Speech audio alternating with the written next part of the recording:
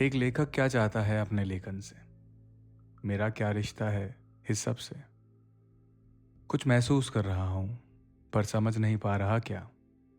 कहीं भीतर एक बहुत गहरे सन्नाटे में बहुत कुछ कौंध रहा है। मैं सुन नहीं पा रहा।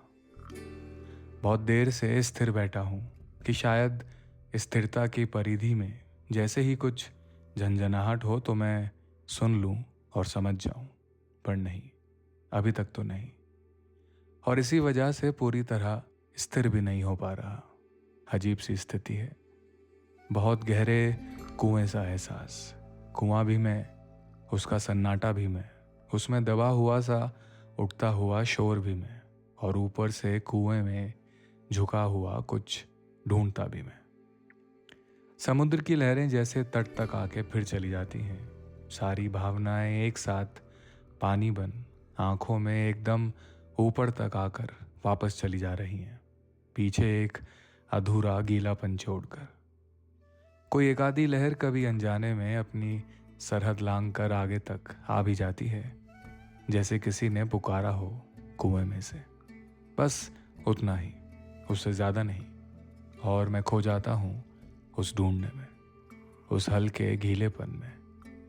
माथे की लकीरें एक कठोर रूपरेखा ले लेती हैं। मन भारी लगने लगता है। एक बेचैनी सी होने लगती है। थक हार कर मैं लिखने लगता हूं। कागज पर तो आखिरी में लिखा जाता है, केवल उतारा जाता है। पहला कागज तो वो सब होता है जो कागज नहीं है। और एक अदृश्य कलम लिखती जाती है बादलों पर, पहाड़ों पर, इंसानों के चेहरों पर, जलती धूप पर, टपकती बूंदों पर, छुपे हुए चांद पर, फूलों पर, हवा में बहती गंध पर, बहते आंसुओं पर, उस गहरे कुएं के सन्नाटे पर, उन लहरों पर, खुद पर। ये सब कुछ कागज हैं जिन पर सबसे पहले लिखा जाता है। हर पल और उसमें घटने वाले अनगिनत पल स्याही बन छपते जाते हैं मुझ पर। नक्काशी की तरह उकेरता जाता है मुझ पर मेरे आसपास घटने वाला सब कुछ। ये आसपास कोई शारीरिक दूरी नहीं है, मेरे आसपास, मन के आसपास। फिर उस नक्काशी को स्याही लगाकर छपाई मैं करता हूँ। मैं सिर्फ कॉपी पेस्ट कर रहा होता हूँ उस लिखे हुए को। बार बार मैं इस नतीजे पर पहुंचता हूं कि मैं कहाँ लिख रहा हूं। मैं नहीं लिख रहा, जीवन लिख रहा है मुझ पर। मैं तो खुद लेखन हूं। फिलहाल मैं इस लेखन को जान रहा हूं। लेखन स्वयं लेखन को जान रहा है। जो लिख रहा है उसे मैं अच्छे से नहीं जानता, क्योंकि कोई एक नहीं है लेखक।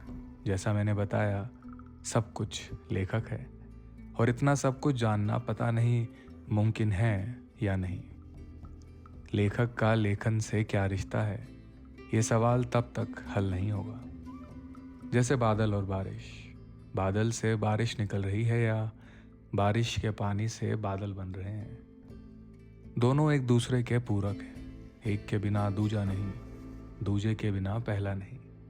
एक हैं ऐसा नहीं कह सकते, दो नहीं हैं ऐसा कह सकते हैं। लेखक और लेखन भी फिर दो नहीं है। यही रिश्ता है शायद, जुड़े होने का, एक से दूसरे का अस्तित्व होने का। इसलिए जब तक जीवन है तब तक लेखन है। जहाँ जहाँ जीवन है वहाँ वहाँ लेखन है। तो क्या मैं जीवन को लेखन मान सकता हूँ? क्या मैं जीवन को लेखक मान सकता हूँ?